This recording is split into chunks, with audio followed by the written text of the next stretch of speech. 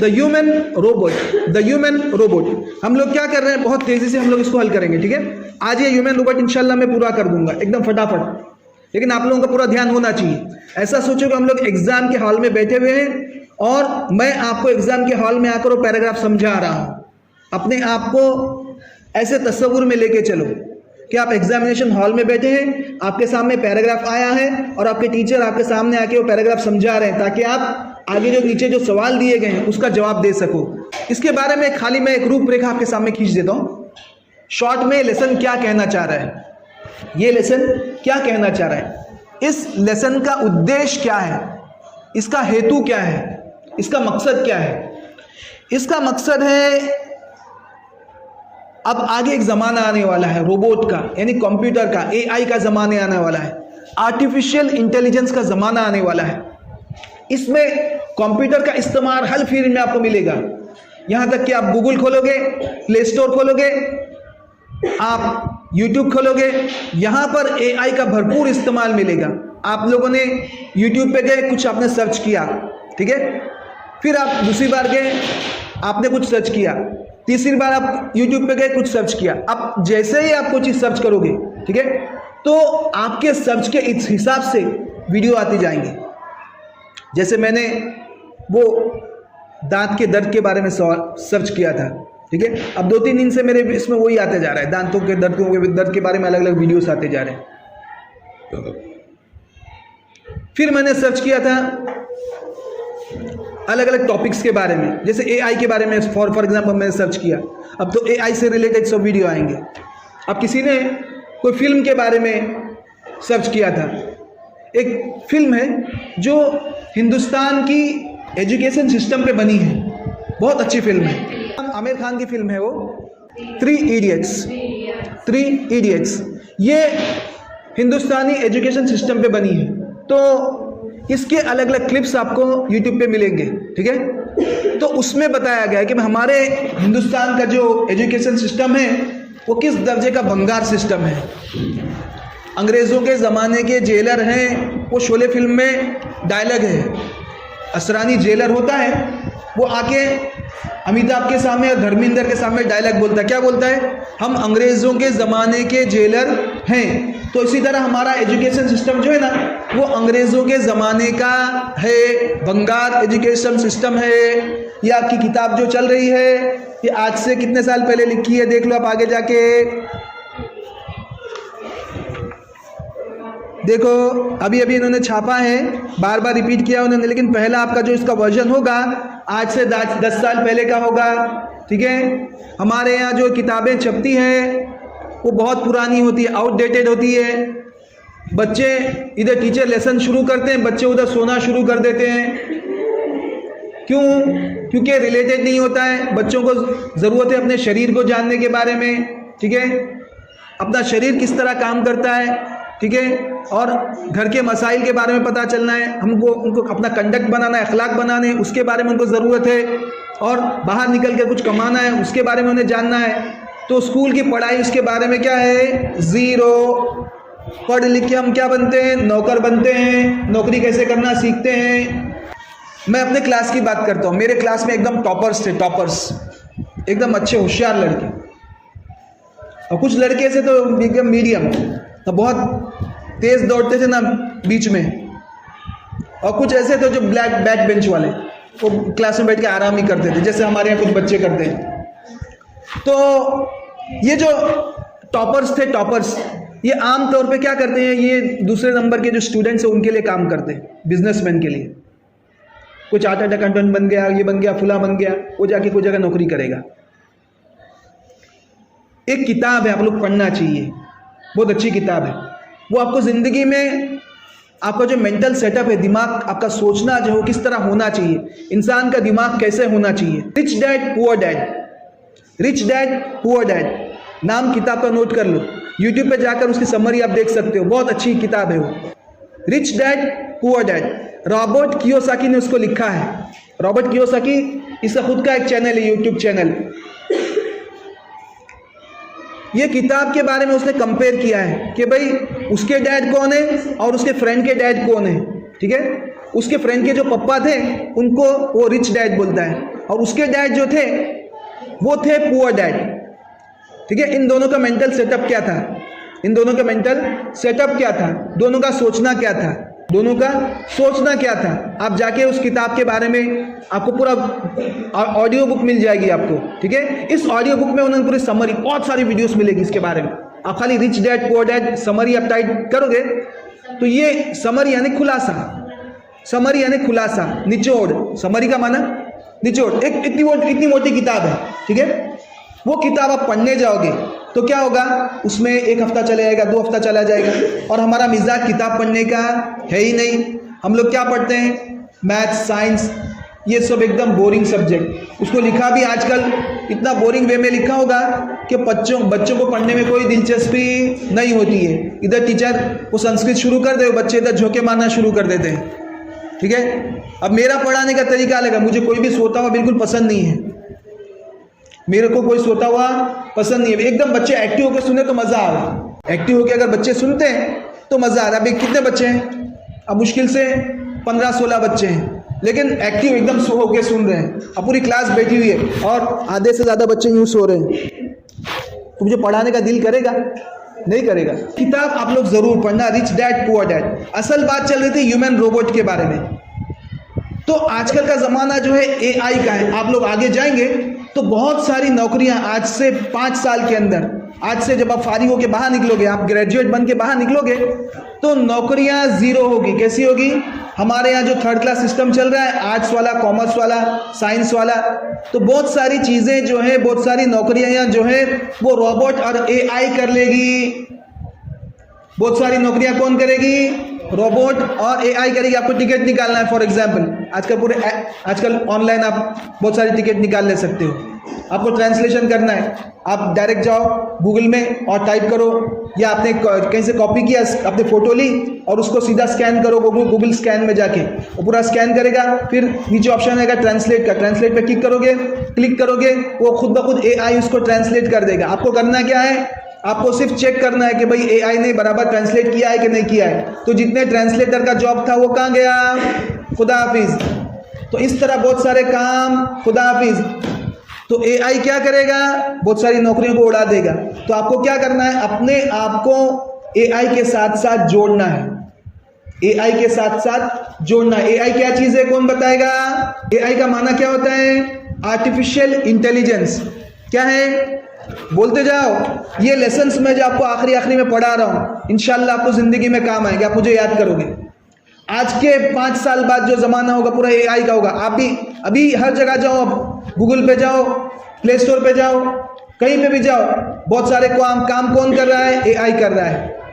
आपको यूट्यूब में अपने वीडियो का थंबनेल बनाना है, वीडियो एडिटिंग करना है, उसके लिए सॉफ्टवेयर मिलेगा। एआई में डालोगे, खुद ब खुद वो आपको वीडियो बनाना है। आप सिर्फ टॉपिक लिख दो कि मैं मुझे ये टॉपिक पे वीडियो चाहिए, तो एआई जो है, आर्टिफिशियल इंटेलिजेंस जो है, वो खुद ब खुद पूरे वीडियो को तैयार करके आपको दे देगा। वीडियो बनाने में कई घंटे लगते थे, एआई आपको सिर्फ चुटकियों में, कुछ ही मिनट्स में आपको वीडियो बना के दे देगा। तो आप लोग आजकल के नए ज़माने के बच्चे हो, तो अपने दिमाग को एआई की तरफ लगाओ, उसमें यूट्यूब पे जाओ और अलग टॉपिक्स पे एआई को स्टडी करो। बात समझ में आ रही है। अपने दिमाग को आगे के लिए तैयार करो, अपने दिमाग को आगे के लिए तैयार करो। इसमें जो एक्टिव रहेगा ज़माने के एतबार से, अपने आप को जो तैयार करेगा वो आगे बादशाह बनेगा, बाकी सब उसके फ़कीर बनेंगे। तो ये लेसन गाय के बारे में, आर्टिफिशियल इंटेलिजेंस के बारे में, रोबोट के बारे में है। एक आदमी ने एक रोबोट खरीदा, उसका नाम क्या था, राम सिंह 007। उसका मालिक कौन था, प्रेम चोपड़ा। प्रेम चोपड़ा उसका मालिक था। वो प्रेम चोपड़ा एक विलन भी है ना, फिल्मों का एक विलन भी है। तो ये भी इसलिए इसका नाम प्रेम चोपड़ा रखा है, थोड़ा मिलता जुलता है। तो ये भी विलन है, कौन, प्रेम चोपड़ा। राम सिंह 007 ये उसके रोबोट का नाम है। May I help you sir, grin the short narrowed eyed salesman inside the super robot plaza. Well, Prem Chopra responded, I wish to purchase a robot. एक छोटे कद का आदमी था, उसने एक आदमी से पूछा, वो आदमी कौन था? प्रेम चोपड़ा। तो ये जो दृश्य है, ये जो सीन खींचा जा रहा है, ये कहाँ का है? Super robots plaza. दुकान का नाम क्या है? Super robots plaza. तो यहाँ की बात है, यहाँ पे रोबोट खरीदने के लिए एक आदमी गया, उसका नाम था प्रेम चोपड़ा। तो जैसे ही अंदर गया तो उसके पास एक सेल्समैन आया, ठीक है, उसने जो है उससे पूछा कि मैं आपकी मदद कर सकता हूँ। तो प्रेम चोपड़ा ने क्या कहा कि मैं एक रोबोट खरीदना चाहता हूँ। I wish to purchase a robot. For help sir completed the salesman. काय के लिए? मदद के लिए खरीदना चाहते हैं। यानी वो जो रोबोट थे वो अलग अलग काम के लिए थे, ठीक है, काम के एतबार से अलग अलग रोबोट थे। तो काय के लिए पूछ रहा है वो? फॉर हेल्प सर, आपकी मदद करें इसलिए लेना चाहते हैं sir. That is our speciality. यानी आपके काम में मदद करने की जो रोबोट है वो बनाना हमारी स्पेशलिटी है। हमारा असल काम क्या है? हम किस चीज़ में माहिर हैं, हम किस चीज़ में एक्सपर्ट हैं। स्पेशलिटी यानी उसमें हम लोग माहिर हैं। मल्टी स्पेशलिटी हॉस्पिटल होती है तो उसमें अलग अलग विभाग होते हैं, अलग अलग विभाग में अलग अलग स्पेशल डॉक्टर होते हैं वहाँ पे, ठीक है। तो मल्टी स्पेशलिटी, एक से ज़्यादा कामों में एक्सपर्ट जो डॉक्टर होते हैं उसे एकदम मल्टी स्पेशलिटी हॉस्पिटल। समझ में आ रही बात? आँख का भी डॉक्टर होगा, दांत का भी होगा, ब्रेन का भी होगा, हड्डियों का भी होगा। तो ऐसे हॉस्पिटल को क्या कहेंगे? Multi speciality hospital. हमारी स्पेशलिटी क्या है कि हम लोग अलग अलग काम के लिए रोबोट बनाते हैं। अब काय के लिए बनाते हैं? इंडस्ट्री के लिए, construction companies, plumbing and cleaning, caretakers, they are design for only specialised work. ये जो हमारे पास अलग अलग रोबोट हैं तो अलग अलग स्पेशल कामों के लिए बने हुए हैं, ठीक है। अब क्या है, आगे 4D प्रिंटिंग है, ठीक है। ये जो बांधकाम वाला कामकाज है ना हमारा, तो ये भी पूरा रोबोट के जरिए चल रहा है। आप चाइना वगैरह में जाओगे तो वो चाइना वाले क्या कर रहे हैं, हमारे हिंदुस्तान के करीब करीब कुछ हिस्सों में उन्होंने कब्जा कर लिया चाइना वालों ने। तो सिर्फ हफ्ते के अंदर उन्होंने कई कई शहर खड़े कर लिए चाइना वाले। वो किस तरह? ये 4D प्रिंटिंग के जरिए। पूरा कंप्यूटर जो है, आप जाके यूट्यूब पे टाइप करोगे 4D प्रिंटिंग, इस तरह टाइप करोगे तो उसमें आपको रोबोट के जरिए पूरा घर किस तरह बनाते हैं वो बता देंगे। हमारे यहाँ घर बनना हो तो 3 महीने 6 महीने लग जाए, साल लग जाए। और वो चाइना वाले क्या करते हैं, रोबोट के जरिए घर बनाना शुरू कर दिए। फट फट फट फट फट पूरा वो पूरा उसका क्या बोलते हैं, कंप्यूटर पे पूरा उसका घर का डिजाइन तैयार किया जाता है। फिर एक रोबोट होता है, वो ईंटें लाता है, रखता है, फटाफट फटाफट फटाफट घर का काम कर लेता है। वो मटीरियल भी जो होता है वो फौरन तेजी से सूख भी जाता है। और हमारी तरह नहीं कि बार बार उसको पानी पिलाओ पानी पिलाओ पानी पिलाओ, थोड़ी कच्चा सरेगी तो किराड़ लगना शुरू हो जाए। आपके बहुत तेजी से काम हो रहा है। स्पेशलिटीज के लिए रोबोट होते हैं। Best ones are for consumers like you for the home. हमारे पास जो सबसे अच्छे रोबोट है वो ऐसे आपके जैसे ग्राहकों के लिए, फॉर कस्टमर्स लाइक यू, आपके जैसे ग्राहकों के लिए हमारे पास रोबोट है। काय के लिए? फॉर द होम, यानी घर के कामकाज के लिए ये रोबोट है हमारे पास जो है। He spoke like a recorded programme. वो जो आदमी था, सेल्समैन था, ये सब इसने किस तरह बोला, जैसे उसके अंदर कोई चीज़ रिकॉर्ड करके डाल दी गई हो और वो फट फट फट फट फट फट बोल गया। सेल्समैन जो होते हैं ना, सेल्समैन, वो सब माहिर नहीं होते, सब एक्सपर्ट नहीं होते। उनके अंदर एक टेप डाल दी जाती है और जैसे कोई कस्टमर आया फट फट फट फट वो बोलना शुरू कर देता है। तो वो रिकॉर्डेड प्रोग्राम की तरह वो बोलने लगा। और yes, that's what I want. Prem Chopra spoke in the business like fashion. Business like fashion. हाँ, तो प्रेम चोपड़ा ने क्या कहा, हाँ मुझे ऐसे ही रोबोट की जरूरत है जो घर के कामकाज में मदद करे। Please come this way. The salesman led him through a bright lit richly carpeted gallery into a huge dome shaped hall glowing with fluorescent light। वो बताया गया कि भाई जैसे उसने कहा कि मुझे ऐसा ही रोबोट चाहिए, तो वो क्या किया, सेल्समैन ने उसे कहा कि भाई चलो इस तरफ चलो, आपको मैं बताता हूँ। सेल्समैन उसको साथ में लेके गया। वो कैसी जगह थी, वो बहुत ज्यादा रोशनी थी उसमें, ठीक है। और नीचे उसकी गैलरी कैसे थी, नीचे कारपेट बिछा हुआ था, ठीक है। और डोम शेप्ड हॉल था। हॉल कैसा था, गोल था। डोम यानी क्या, वो गुंबज होता है, गुंबज हमारे मस्जिद के ऊपर गुंबज है, शायद नहीं इस पे है, इस पे या हमारे स्कूल के ऊपर है। वो जो गुंबज होता है, गुंबद, उसको उर्दू में गुंबद बोलते हैं और गुजराती में गुंबज। तो ये गुंबज जो होता है ना उसको डोम बोलते हैं। क्या बोलते हैं, डोम। ये डोम शेप यानी गोल, गुंबज के जैसा गोल जो हॉल था उसमें ये लेके गया, यानी बहुत रोशनी वाला कमरा था वो। The right corner appeared to be crowded with robots in metallic silver, electric blue and green। उसमें एक राइट कॉर्नर था, उस हॉल जो गुंबज के टाइप का जो हॉल था, तो उसमें राइट कॉर्नर, ये राइट कॉर्नर है मेरा, ठीक है, तो उसमें बहुत सारे रोबोट रखे हुए थे, क्राउडेड यानी बहुत ज़्यादा भीड़ भाड़, क्राउड यानी भीड़, आदमियों की जो भीड़ होती है उसको क्राउड बोलते हैं। क्या बोलते हैं? आदमियों की भीड़ को क्या कहेंगे? क्राउड। जैसे गुच्छा है चाबियों का, उसको कहेंगे बंच ऑफ कीज। क्या कहेंगे? बंच ऑफ कीज, ठीक है। अंगूर का गुच्छा है, bunch of grapes, bunch of grapes, ठीक है। Heard of cows, heard of cows यानी क्या? गायों का झुंड, गायों का झुंड। समझ में आ रही बात? तो इसी तरह क्या था? क्राउड का माना क्या होता है? मनुष्यों का समूह, इंसानों का ग्रुप, ठीक है। तो कोने में क्राउड था, किन का क्राउड था? रोबोट्स का। उसमें अलग अलग तरह के रोबोट थे। कैसे थे? मेटालिक सिल्वर, इलेक्ट्रिक ब्लू और ग्रीन। समझ में आ गई बात? चलो, some were moving about as if practising to walk while some stood still switched out of operation. उसमें से रोबोट की स्थिति कैसी थी? बहुत सारे रोबोट थे उसमें, तो रोबोट क्या कर रहे थे तो उसके बारे में बताया गया है। कुछ उसमें से चल रहे थे खुद ब खुद, जैसे रोबोट का चलना होता है तो कैसा होता है? जैसे ये चलना हुआ, ठीक है, as if learning to walk, as if learning to walk. उनको देख के ऐसा लग रहा था कि छोटा बच्चा जब चलने के लिए कोशिश करता है तो कैसा चलता है, उस तरह वो रोबोट चल रहे थे। मैं आपको कुछ प्रैक्टिकल करके बताता हूँ। उसका मकसद क्या होता है कि उस्ताद कोई चीज़ प्रैक्टिकल करके बताते तो हमारे दिमाग में चीज़ें बैठ जाती है। एज इफ क्या है? Practising to walk. इनको देख के ऐसा लगता था रोबोट को कि गोया अभी अभी ये चलना सीख रहे हैं। और कुछ ऐसे थे उसमें जो एक जगह खड़े थे। स्विच्ड आउट ऑफ ऑपरेशन क्या माना? उनमें से वायर निकाल दिया गया था और वो काम नहीं कर रहे थे। अब जाहिर सी बात है कि एक टीवी की दुकान है फॉर एग्जाम्पल, तो टीवी की दुकान में क्या होगा? एक दो टीवी चालू होगी, बाकी सब टीवियों का स्विच निकाल दिया होगा। क्यों निकाल दिया होगा? अब सबको चालू रखेंगे तो जाहिर सी बात है पावर आगे पीछे होते रहता है। कभी पावर ज़्यादा आ गया तो सब एक साथ काम से चले जाएंगे।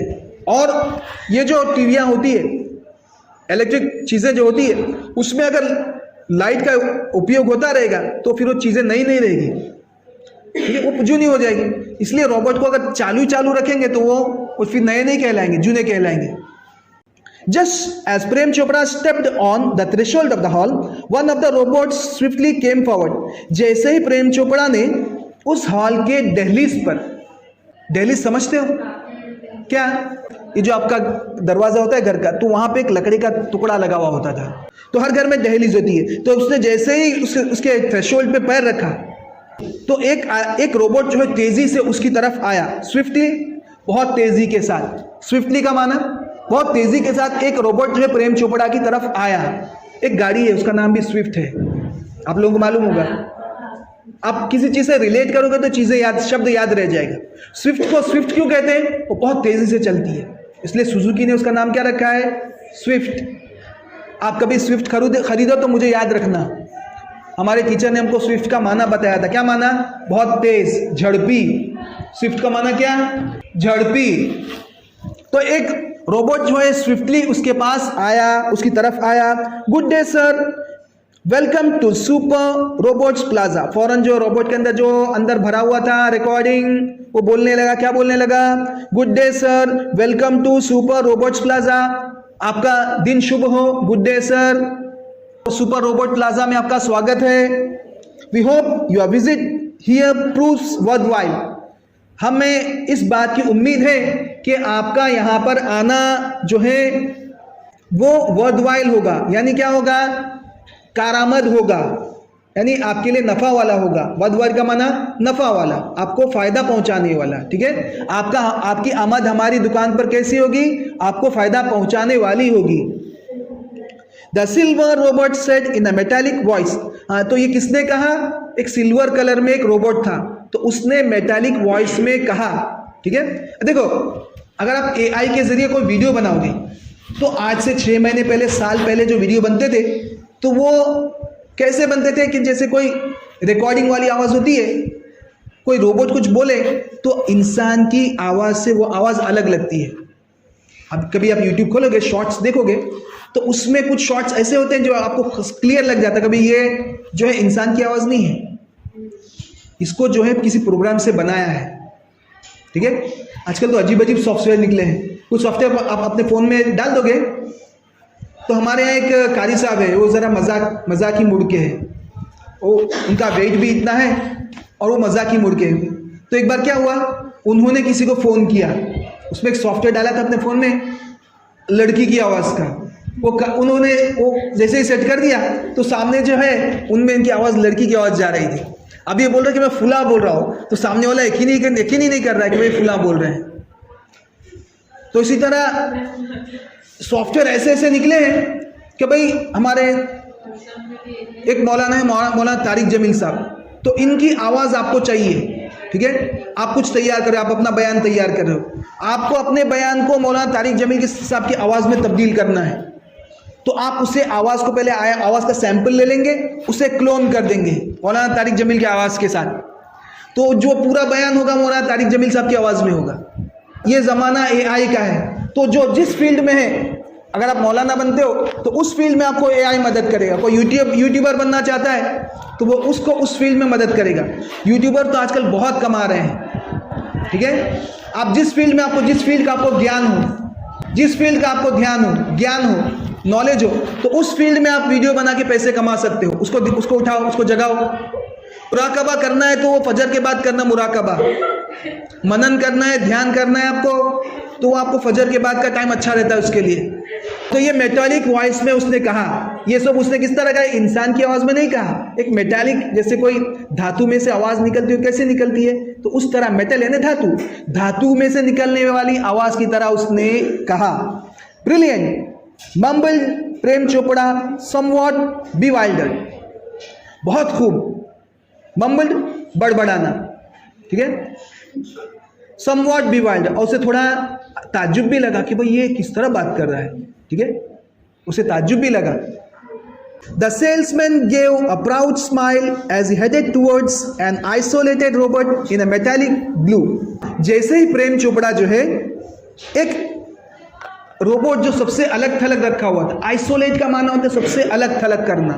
भाई इधर ध्यान दो, आइसोलेट का माना क्या, सबसे अलग थलग करना। जैसे आजकल युद्ध चल रहा है, फिलिस्तीन और इजराइल का युद्ध चल रहा है, तो इजराइल ने क्या किया, फिलिस्तीन को आइसोलेट कर दिया, दुनिया से अलग थलग कर दिया, सबसे अलग कर दिया, आइसोलेट कर दिया उसने।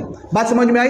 जैसे मिसाल के तौर पर कोई लड़का क्लास में मस्ती कर रहा था, तो उसको टीचर ने क्या किया, कोने में बिठा दिया उधर, या इधर अलग से कोने में खड़ा कर दिया और कान पकड़ा दिए, मुर्गा बना दिया उसको, ठीक है, उसे मुर्गा बना दिया, सबसे अलग करके उसे सजा दी।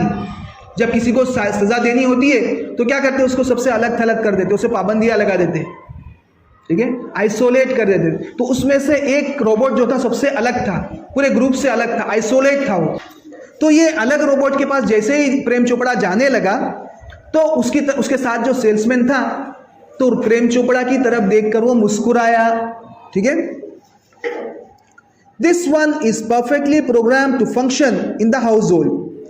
Cleaning, arranging, collecting groceries from the supermarket, tending the lawn, mailing letters, relating your programs on the TV and selecting news of your interest from the paper. अब ये जो रोबोट था मेटालिक ब्लू में, ठीक है, ये क्या क्या काम करता है उसके बारे में फौरन सेल्समैन बताने लगा। क्या करता है ये जो प्रोग्राम है, इसके अंदर जो प्रोग्राम फिट है वो काय के लिए है, वो घर के कामकाज के लिए, इसी तरह क्लीनिंग, साफ सफाई के लिए, अरेंजिंग, घर में अलग अलग चीज़ें जो है उसे गोठवने के लिए, उसको जमाने के लिए। अरेंज का माना जमाना, अरेंज का माना जमाना। इस तरह मैरिज दो तरह की होती है, एक तो लव मैरिज होती है और एक अरेंज मैरिज होती है। अरेंज मैरिज क्या होती है, वो पहले से वो लोग सोच समझ के मैरिज करते हैं बच्चों की, और लव मैरिज क्या होती है, बिना सोचे समझे, बिना सर पैर की मैरिज होती है, जो आगे जाके लोग पछताते हैं उसमें। वो मैं खरोड़ में था तो उस वक्त का वाकया है, कोई लड़का लड़की जो है घर से भाग के निकले थे। अब जेब में जितने दिन पैसे थे तब तक बराबर इधर उधर घूम लिया, उसके बाद फिर न घर का ठिकाना न घाट का ठिकाना, ऐसे होता है। तो जब तक ज़िंदगी में सेटल ना हो जाए तब तक जो है शादी वादी नहीं करना चाहिए।